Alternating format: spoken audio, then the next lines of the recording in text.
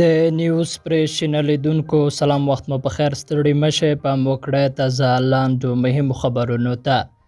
هیواد ته د سیاسي څیرو د بیرته راتګ په دوام تازه د افغان پوځ پخوانی ویاند جنرال دولت وزیر هم هیواد ته راستون شوی دی. د راپورونو له مخې نوموړي ته د افغاني شخصیتونو سره د تماس کمیسیون د استازو له لوري په هوایي ډګر کې ښه راغلاست ویل شوی دی. جنرال دولت وزیر وایي خوشحاله دی چې بیرته هیواد ته راستون شوی دی او دلته د دایمي سولې امن د راتګ هیله لري. او د اوربان سره پښتونخوا کې 3 پاکستاني عسکر وژل شوي. د پاکستاني طالبانو او پاکستاني حکومت ترمنځ د اوربان سربېره په شمالي وزیرستان کې پرون 2 بریدونه شوي دي چې پکې 15 پوځیانو ته مرګ ژوبله اوښتې ده.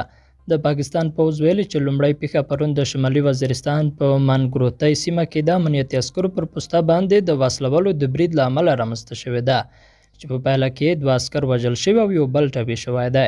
د پوځ په خبرات دویمه پیښه په د تاخیل سیمه کې شوې ده چې په نتیجه کې یو عسکر وژل شوی او یو بل سخته ټپي شوی دی.